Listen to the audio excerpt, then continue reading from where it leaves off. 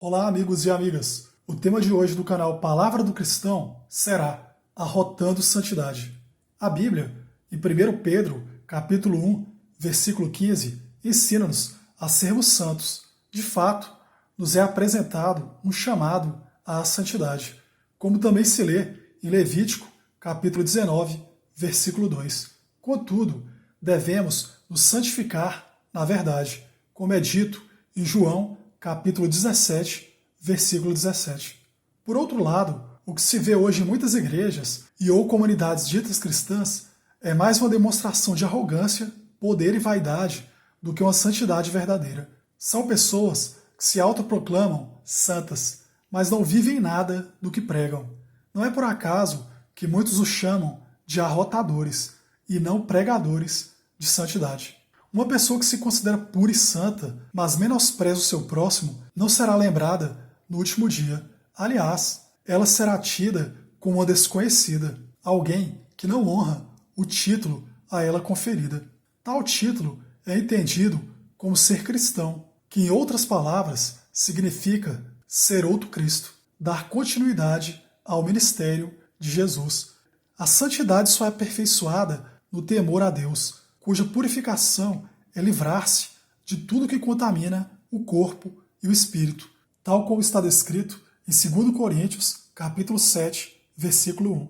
De fato, devemos nos esforçar para viver em paz com todos e sermos santos, pois sem santidade ninguém verá o Senhor, como lemos em Hebreus capítulo 12, versículo 14.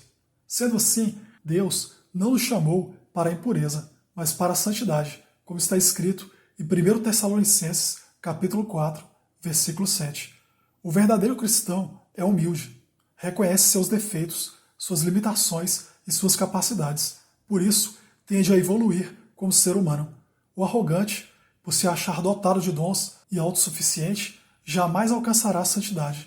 Ele apenas a arrotará. Será um sopro sem sentido, que não convencerá a nenhum eleito. Na verdade, todas as pessoas que arrotam santidade tendem a disfarçar seus defeitos, na tentativa de se mostrarem como moralmente incólumes e imaculadas. Apesar disso, suas falhas são perceptíveis e claramente observáveis.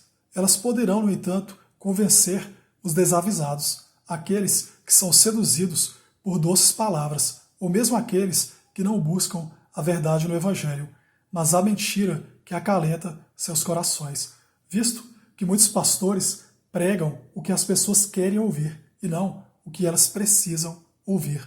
Não podemos nos amoldar ao padrão deste mundo.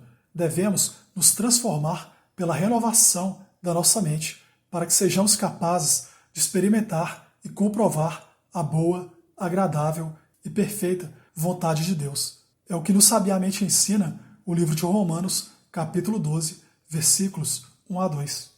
Quem traz o mundo para dentro da igreja já se afastou dela. Não há como servir a dois senhores. O problema hoje é que se criou a imagem de que se deve buscar a Deus apenas nas dificuldades e que a igreja é um mero refúgio. Por conta disso, falsos cristãos se valem da persuasão para incentivar pessoas aflitas a buscarem conforto e acalento naquela instituição, propagando que apenas ali o fiel estará salvo de todo mal. Para tanto, não se poupam esforços em atacar quaisquer outras denominações.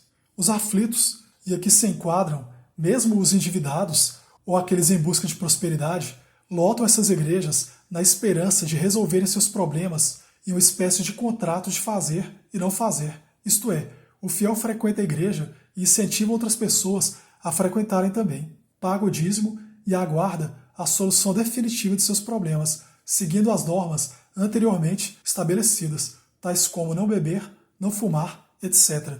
Caso o problema seja solucionado, o seu testemunho servirá de base para comprovar que a igreja é um templo de milagres. Caso a cura não chegue, é alegado que sua fé não foi suficiente ou que ele deixou de fazer alguma coisa e por isso desagradou a Deus. Em todo caso, a igreja continua propagando curas e milagres e o pastor é mantido em uma posição de destaque como bom homem de Deus. Sabe-se que a humildade é a chave que abre todas as portas, inclusive o coração de Deus. Não há como chegar a ele sem antes tornar-se maduro espiritualmente. Essa maturidade só é atingida com a humildade. Pessoas arrogantes não conhecem a Deus, apenas criam uma ilusão de como ele seria. Elas têm uma imagem criativa de Deus, mas não mergulham na sua intimidade. Portanto, elas têm uma ideia pré-concebida do que seria Deus, mas de fato não o conhecem. O pior nisso tudo é que essa imagem distorcida de Deus é passada adiante, e muitos líderes e fiéis acreditam que jamais serão punidos por seus erros. Por isso, arrotam santidade. Em suas imaturidades, consideram-se infalíveis, escolhidos e detentores de uma sabedoria divina que lhes foi passada como um sinal, isto é, como uma marca do Altíssimo, o que daria a eles o direito de se autoproclamarem pessoas próximas de Deus, quando nunca foi o caso. Jamais se deve confundir extroversão e persuasão com santidade.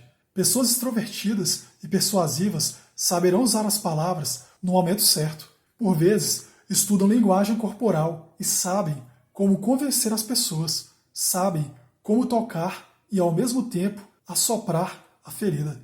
Sabem, portanto, lidar com cicatrizes emocionais.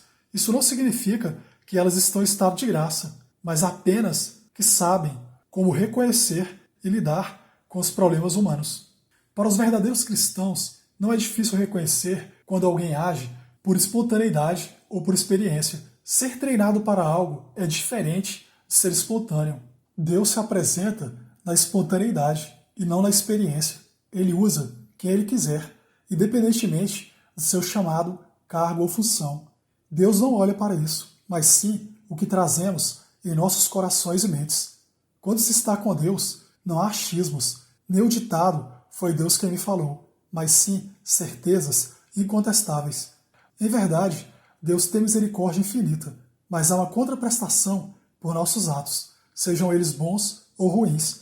Existe, por assim dizer, uma lei do retorno, e tudo volta para nós de uma maneira ou outra.